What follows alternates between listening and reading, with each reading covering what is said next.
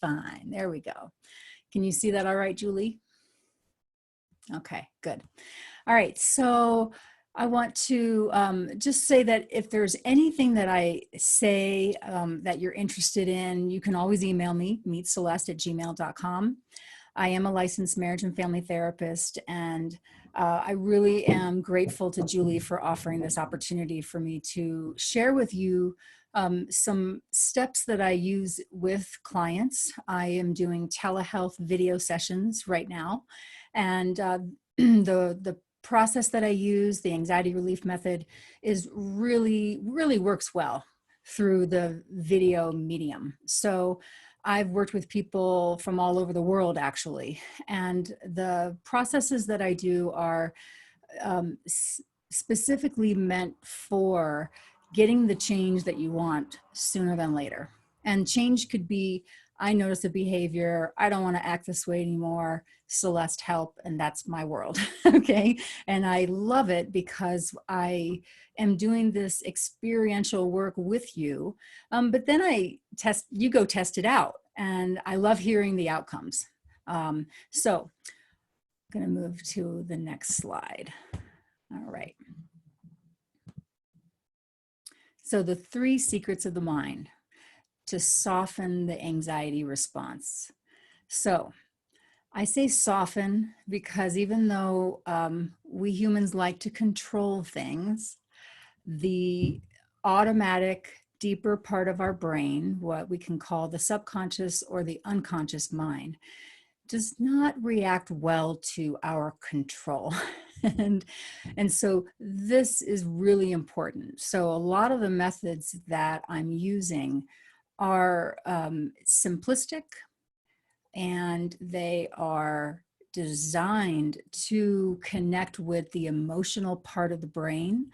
Some people call it the lizard brain, right? And so that lizard brain is old, and it's different than what we could say is the wizard mind or the wizard brain. They are very different operating systems.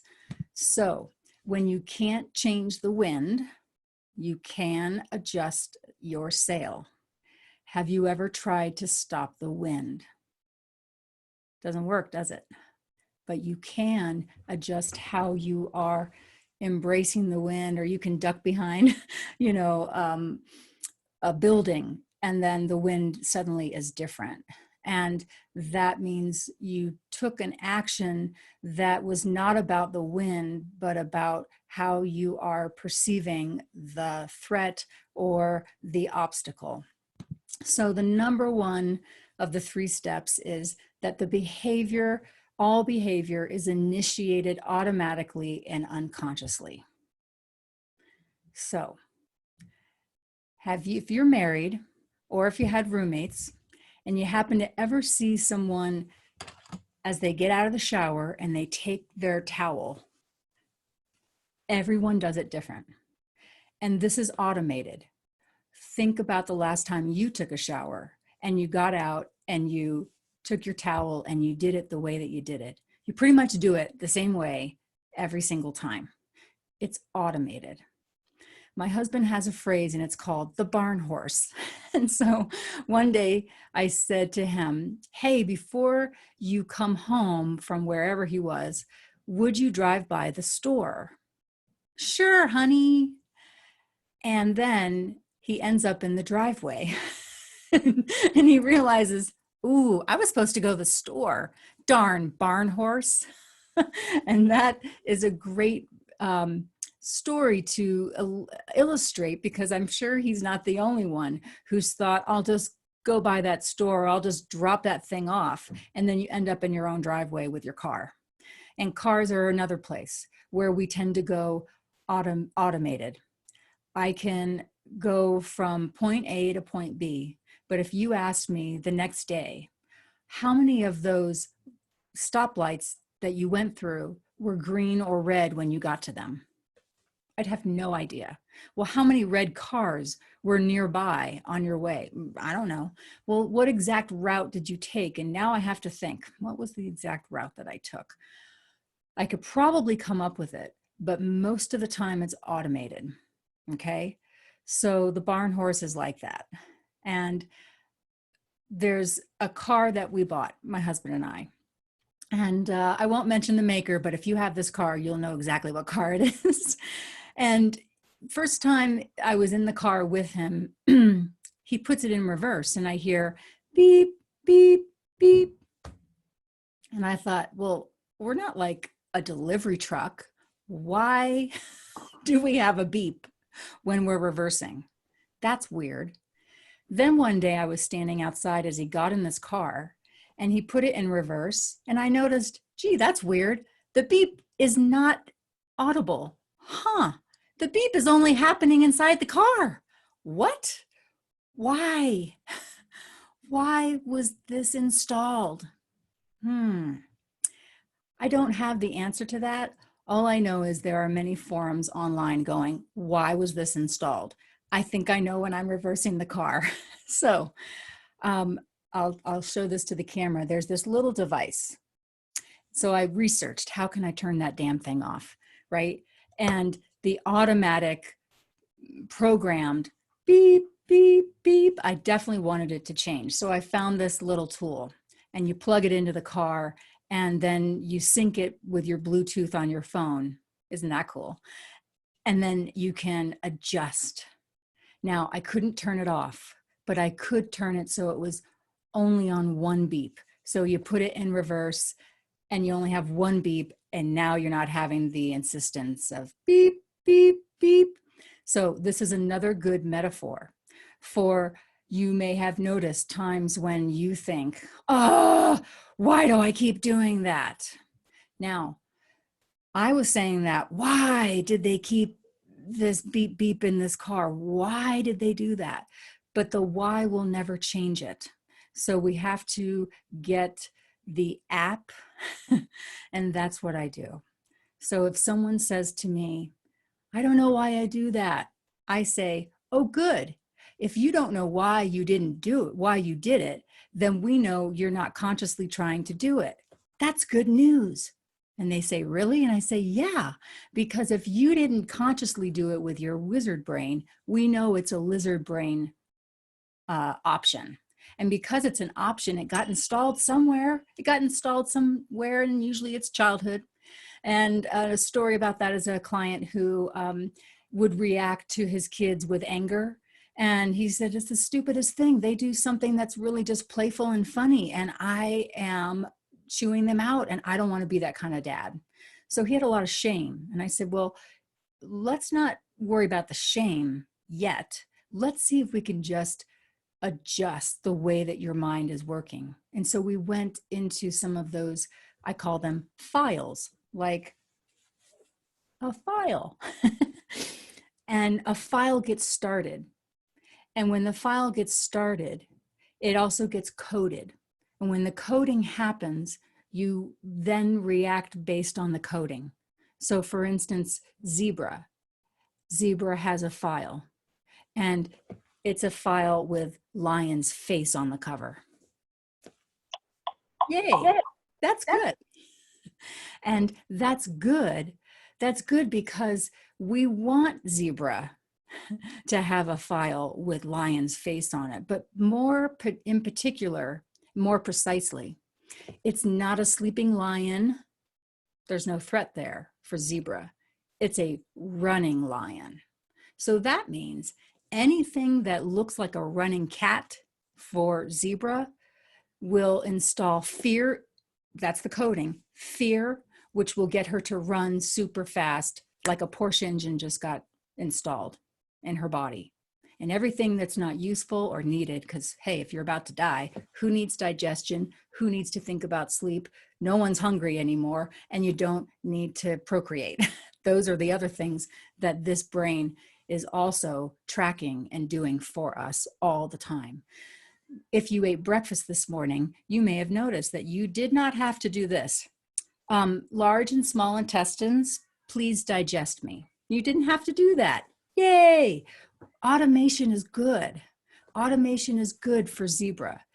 Zebra walks by sleeping lions all day long. Is she alert? Absolutely. But she is not in fear, and she's not running. Does that make sense? So with this gentleman who was having anger as a response, and he knew that he didn't want to have that response, then let's locate the file. And the file was his dad in his anger when my client was a child. Great. Let's take that file. Let's do a process that takes less than a half an hour. You don't have to relive your dad's anger, by the way, which was good news for him. He already did it. I mean, I don't ask Zebra to relive when Henry the tiger or the lion chased it 2 days ago. Why? We don't need that. We just need to know that's the file. Let's put it in a folder that says done, no longer scanning for that type of threat. Does that make sense? So, number 2, the unconscious mind does not learn or update through logical thinking. Treat it like a 5-year-old, okay? So, little Bobby says, "Daddy, will the sun come up tomorrow?" Now, what little Bobby needs Daddy to say is, "Of course it will. Oh, I love you. You're safe with me. Everything's fine." But if we start to say, "Well, gee, Bobby, if the sun didn't come up tomorrow, why would that happen?" Huh. Well, actually, Bobby, let me tell you about how the sun really doesn't come up at all. Okay. So here's the thing. The sun is here and the earth is here and it's going around and we're spinning. And so really the sun's not coming up at all. Bobby's like, "What? The sun's not coming up?" Do you see? We don't want to alert the unconscious mind with logic. Okay. Logic is great for the wizard mind, but not so great for lizard mind. Okay. I say usually something like this: if logic was the answer, we would all read one self-help book and we'd be done and there'd be no more therapists. It's not happening. You can understand something, and that's good, but we need to get the good news. The news that we don't need you to scan for something that is no longer happening or not necessary or not beneficial. And that's what this is all about: updating the deeper mind without logic, but more like a 5-year-old would learn. So we want to be playful. We want to be kind. We want to be gentle. And that is, there's another word for it, and that is adding a little bit of indifference. And here's a story from my life. And that is when I think I was like 11, and I started to chew with regular 1, 2, 3, 4, 5, 1, 2, 3, 4, 5. I had to do this thing where I was starting to count how many times I chewed on either side. Then it started happening when I was brushing my teeth. 20 strokes here, 20 strokes there. Now, did I know what OCD was? No. What I did know is that it was really annoying. And I don't know how, and it doesn't matter how it started or why. It really doesn't matter. What I understand now is that it was a way that my brain was adding a sense of control to my life. Perhaps there was something going on in my household that was out of control. And I can think about that and go, yeah, we had just moved to a new place. My parents were dirt poor. They were starting a business out of their garage. It was stressful. Okay. So I can imagine that I was searching for some sort of control because my caregivers were certainly stressed and overwhelmed and probably not able to give me 100% of their time. I'm sure of it, right? So it doesn't matter. What I did notice is that I didn't like it. So at 11 years old, I made a decision. And isn't this interesting? I made a decision.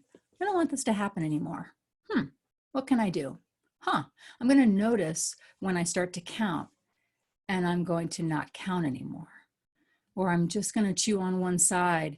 Oh, and did you notice this? I don't know if you can see that if I'm, in a little window in your box there on your screen, but this shoulder shrugging, what's that universal for? So what? Who cares? Whatever. That was the energy of indifference that I started to use when the counting on either side of my jaw began to happen. So I was mindful, didn't know what mindful was then, but I was mindful of what was happening. And instead of getting angry with myself or the brain itself, instead, I just started to notice it, and I would will myself to stop the counting. So I did this for 2 months. This is my recollection. It may have been less, it may have been more. But I made conscious effort not to be upset about it, and it went away. It went away because I didn't give the deeper mind, the unconscious mind, more evidence that I needed to have this counting method. And the evidence that I gave it, think of a 5-year-old. When you just start ignoring something, the 5-year-old starts ignoring it too. Well, if it's not important to you, Mom, it's not important to me. That's good. So the unconscious does not learn through logic.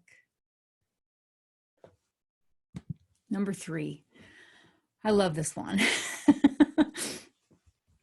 Limit time travel. Time travel. Time travel is something that the bottom part of our brain, the emotional, unconscious mind, does not understand.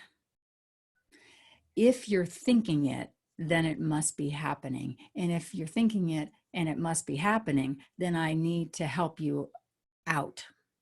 So children understand this as well, or actually children don't understand this. You can understand because you've probably been around children. They don't understand really about past and future. Little Emily's in the back seat in her car seat, and she says to Daddy, "When are we going to get there?" And Daddy says, 15 minutes.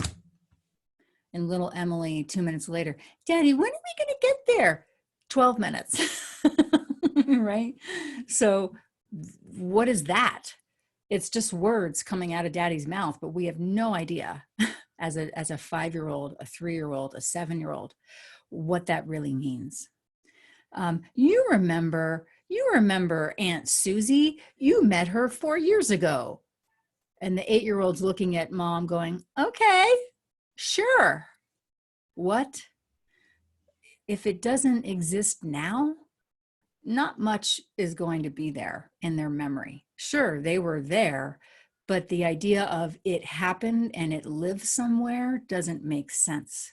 So I'm going to ask you, and just think about this answer. Hey, where is World War II right now? So I ask this question all the time. Hey, where's World War II? Where is it? Most people say, oh, it's in the past. Or they say, it's in 1942. And I say, well, actually, let's look for it again. But I want you to answer this question in a different way and notice how you feel. Hey, where's World War II? And I want you to think nowhere. Hey, where's World War II? Nowhere. Oh, and I just shrugged again. Why? Because if it's nowhere, then nothing needs to be done.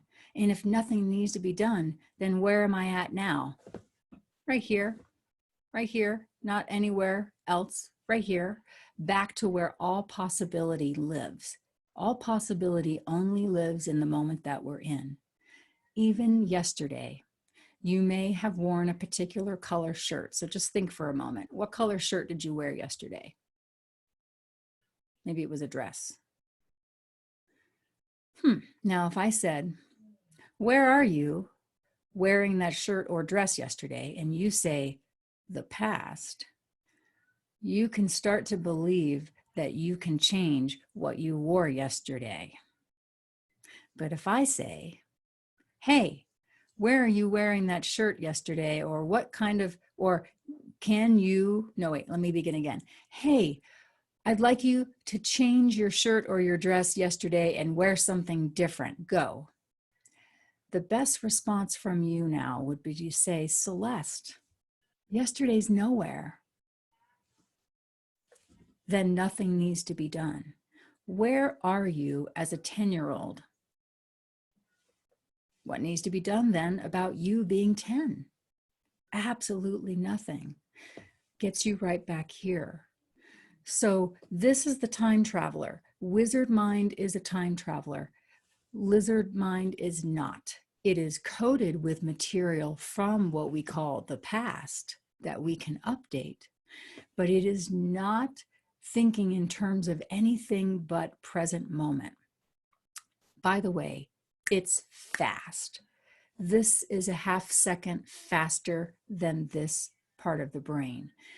Going back to the idea that someone says, oh, I wish I didn't behave that way, or I wish I didn't say that to my husband. That tells me that you were not the one who said it. It was an automatic behavior. Started here, then you became aware of it, then you became aware of, darn it, I did it again. So one day I was driving down the road and I thought, this is a great day. It's a beautiful sunny day. There was a car in front of me. That was kind of automated, right? I'm driving my car. And I noticed the car in front of me, but nothing is out of the ordinary. There's no blinker on, nothing. Suddenly, that car slams on its brakes. I see the brake lights and it moves to the right and turns into a shopping center. Now, as soon as the brake lights went on, and actually it seemed like a moment right before it, my foot moved from the gas to the brake. And then I noticed, wow, who moved my foot so fast? And thank goodness, because I didn't slam into the back of that car. Good, right? And that was a moment, and it's an example of how this brain, wired for threat, number one job is to keep us safe, will always do its job. I don't need to force anything in terms of safety because my deeper mind, and yours too, is already wired for that. So if I start adding, oh gosh, when is COVID going to be done? Will I be working in January? Will I be in my office in September? Well, when will this end? Will more people die? I am starting to get this deeper brain by future thinking to alert the alarm. And the alarm alerting is about motivating me from what is perceived as a threat. But August and September and January are not here. I do not know. I know I want to know, but I know I don't know. So I might as well just be here so that the deeper mind doesn't try to get me to do something about something that's not here. And that's good because I want it to be at ease and at rest. And when we're not at ease and rest in the deeper mind, we call it stress, we call it anxiety, we call it overwhelm, we call it panic, right? So sometimes it's files that need to be updated so that we free up energy, so that all parts of your mind can be absolutely present focused. When we're present focused and when we're at ease, we actually show up, just do our thing. And that's the best thing. So yesterday I did a class for parents, and I'm going to tell you about this in a minute, but I'm doing monthly anxiety relief clinics online. And I'm also going to be offering some groups outside of that, but it's a free offering, donation based, and it's the third Wednesday of every month. And the next one will be about clearing the files so that you can feel more confident. Yesterday was for parents. For parents, because the way to parent the best is to be present, to be clear in your energy, to be freed up from worry so that you can offer what kids need. Comfort, play, pure presence, assurance, right? And a host of other things. Comfort, hugs, everything like that is what kids need, right? the energy of fear is communicated without words. They say, and I read somewhere yesterday, that 93% of our communication is nonverbal. So kids can read your energy. When I told my mom this just a couple years ago, she said to me, "Oh, it's so good that your dad and I did such a great job when you were a kid of not letting you know about our marital troubles." And I started to laugh. What? And she went, "What? You knew?" And I was like, "Well, yeah, you know, I never saw them kissing or holding hands. I saw them bickering. I saw my mom close down and shut off. I saw my dad's anger, and I saw the distance, and I felt it." So energy is everything. So when we can be here now, that's how we avoid accidents in the car. I was automated when I was driving, but I was so clear in that moment that my deeper brain could see that there was something weird happening with that car in front of me and moved my foot for me. So if you've ever gone to sleep right before you go to sleep and your foot kicks, do you ever wonder why that happens? Well, yeah, that's a deeper brain thing. I don't know why, but you didn't do it. Your deeper mind did it. Okay. So let's see. Yeah.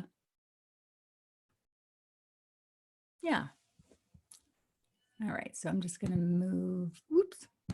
Yes. Oops. I'll go back. So everything that I've been sharing with you is about creating a shift in your thoughts, creating a shift in your feelings and your behaviors. That's everything, right? Pretty much encompasses everything. So how do we do that?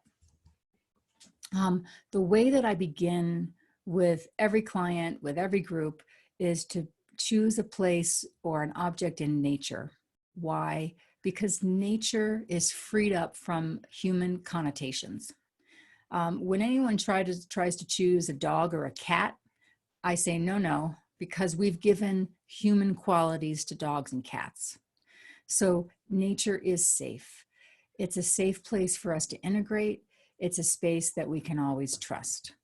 So for instance, the tree, a group of trees.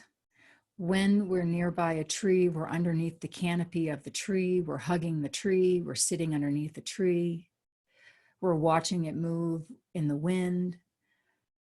It's rooted, it's balanced, it's anchored, it's flexible.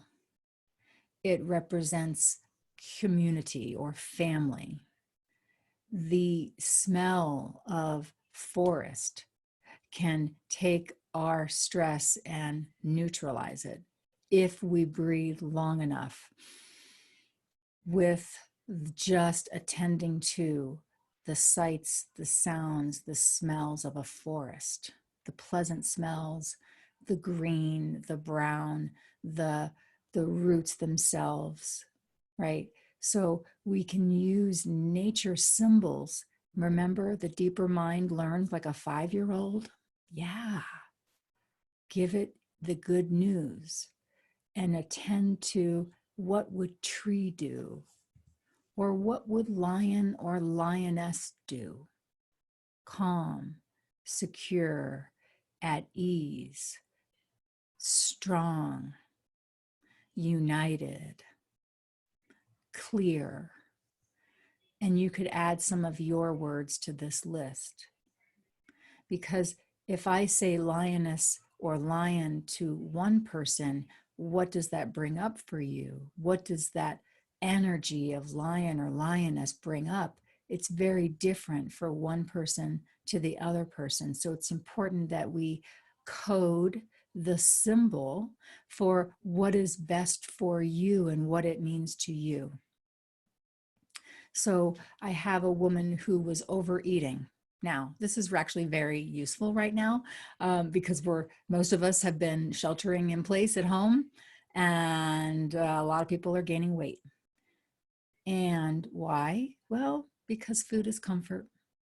So I had a client who chose lioness, and she chose it not only for her parenting, she wanted to parent like lioness.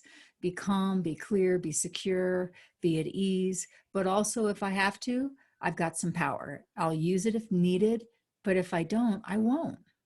Good, right?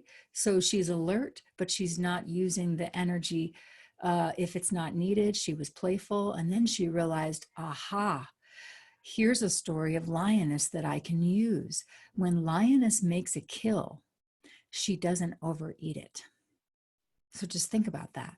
When lioness makes a kill, she eats. When she's full, she walks away because she knows there are others in the pride who will also enjoy the meal. Does that make sense? So this was a great symbol for her because she would stop in her kitchen before she opened any pantry or refrigerator door. And she would close her eyes just for a moment and she'd start thinking of the lioness. And then the next thought was, am I hungry? She found out 50% of the time when she walked in the kitchen, she wasn't hungry. So she chose again. And then she started to use that, am I hungry, within I think it was 5 or 10 minutes of enjoying her meal. And she would stop, she would put her spoon or fork down, and she would close her eyes, she'd breathe lioness, and then she would ask another question.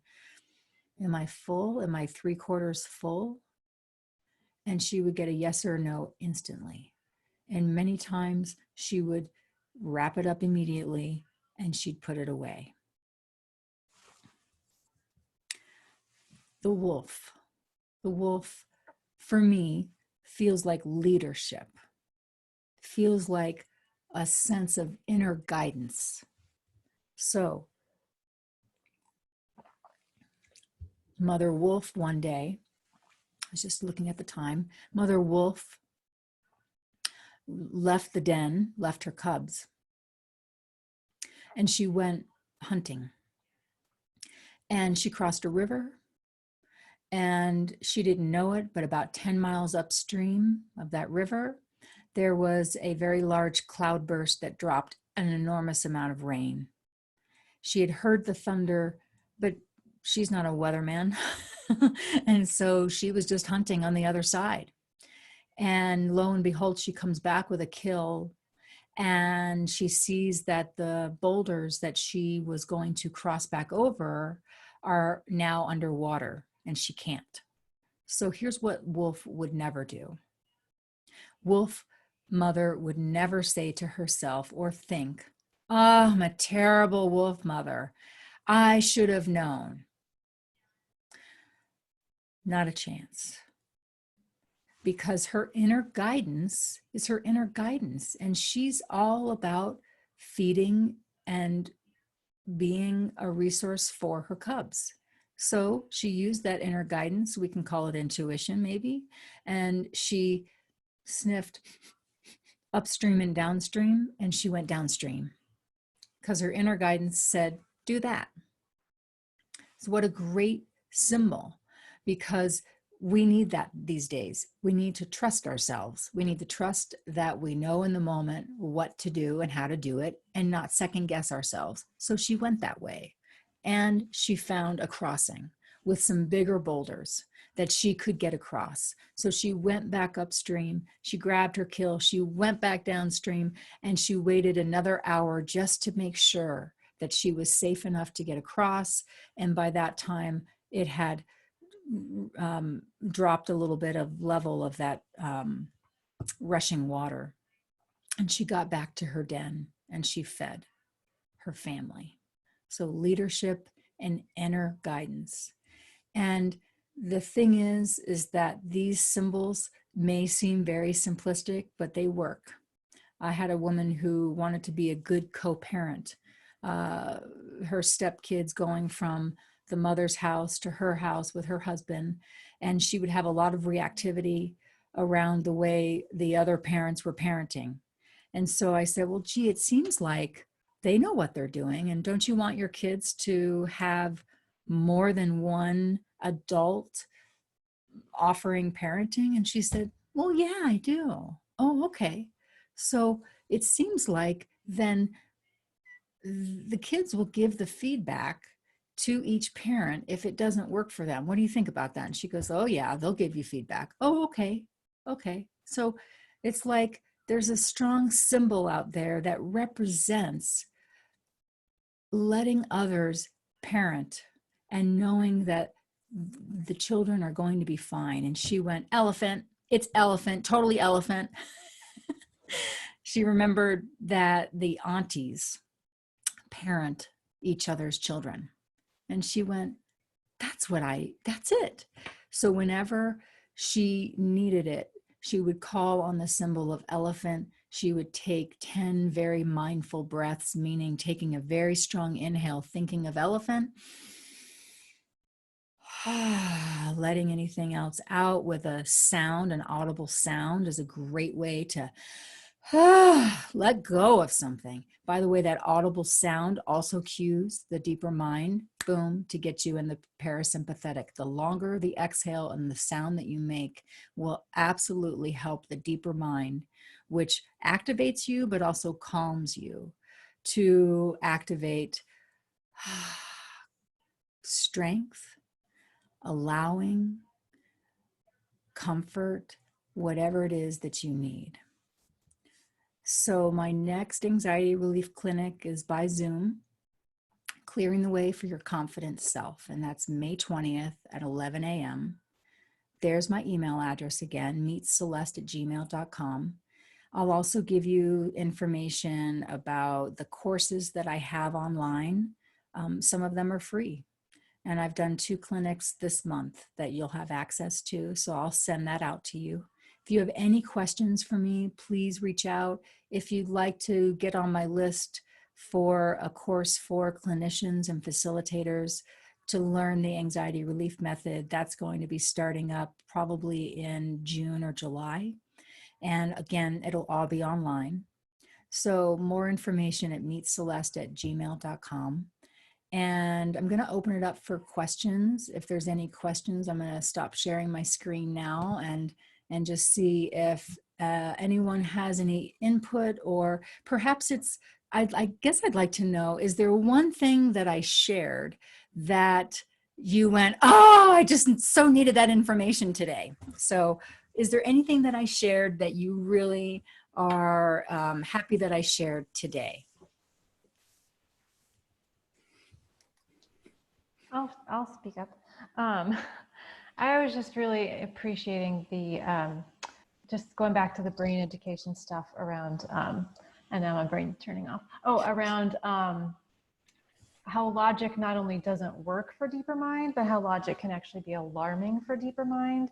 Because I forget what example you used, but I could feel like in the example when you were presenting, like, oh, if you say this to deeper mind, I was feeling anxiety. I was like, oh my God, and then you're like, and deeper mind doesn't get that. That turns off the alarm signals. And I was like, yes, it does. So I just really appreciated that. Yes. And it can be done so playfully. Mm-hmm. And actually that's the best way to do it.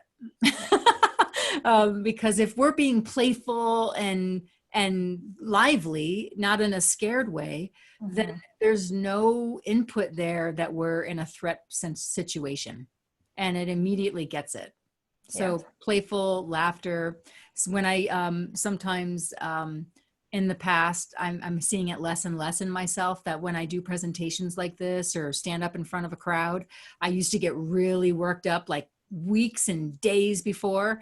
And now I just do this because it's all in my belly. That's where my agita comes from, and or lands in, and I go, oh, hi, you're right on time. Nice to be with you. And I just laugh. And the more that I do that, the less I'm noticing being nervous about this. In fact, Julie, I didn't feel any nervousness last night or this morning. I thought, wow. And I give myself a little pat on the back because that's also another wizard brain option, is go, good job, Celeste, because I've been practicing for so long going, oh, well, I'm going to do it anyway. Come on with me, belly. I used to like not be able to eat. I ate this morning. I didn't eat too much, I've learned. what works for me.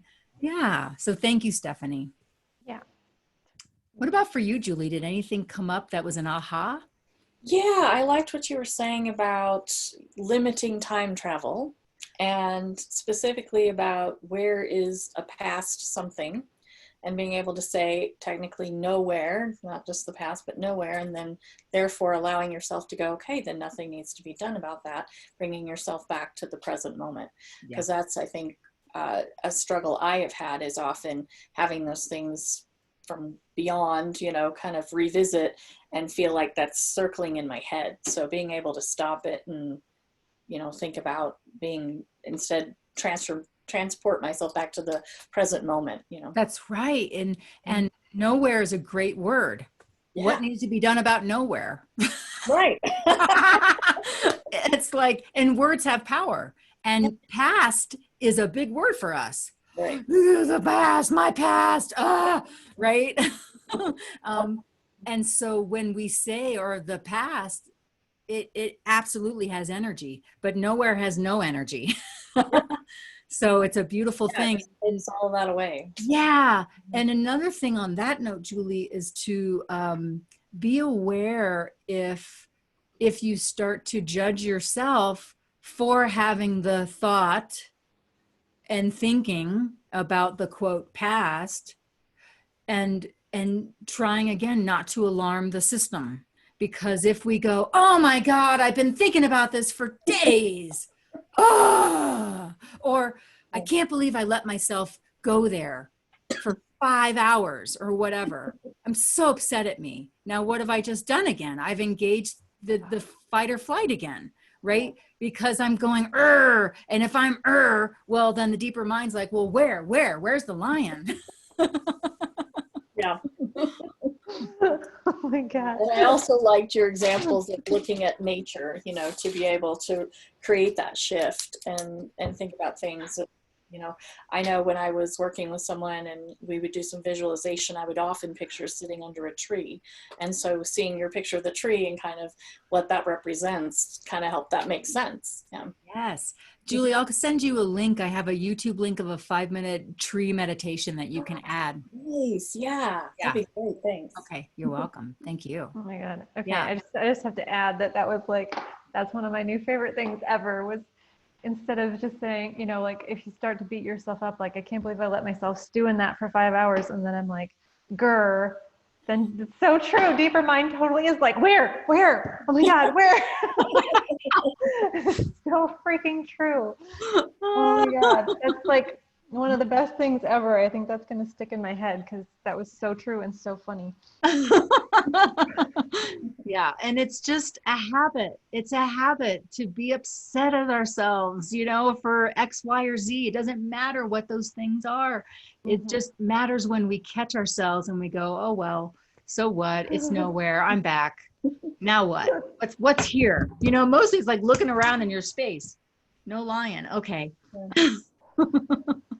Yeah. Well, an example about the wolf too, and how the wolf would not be beating itself up like as mothers often we do, and being able to stop that and not having that beating up thing allows the wolf, you know, in this example, to be able to think about, okay, I can't cross here, but let's go over here, you know. So it keeps you from inaction. You freeze when you start doing all that judgment stuff, you know, and you can't think around it. And whereas if you don't, you just look and then you trust your intuition, then you can find another way to handle the situation.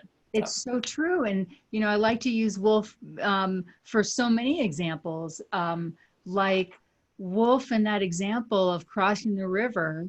Now she's kind of like her like fur is matted with wet and it's just not looking very good. But we don't see her going, God, I just can't show my wolf self today. Look how my fur doesn't look all nice and preened. And now I've got to go home and hide and lick myself. And, you know, I just can't be wolf today. Oh, my fur is messed up. The things we do to ourselves in our heads, you know, it's like, wow. It's true. So the playfulness is important. When I was at my office working individually, one of the acupuncturists would walk by And she caught me in the hallway one day. She goes, "So what are you doing? Laughter therapy?" She says, "All I hear is you and your client laughing." And then she said, "If I ever need therapy, I'm coming to you."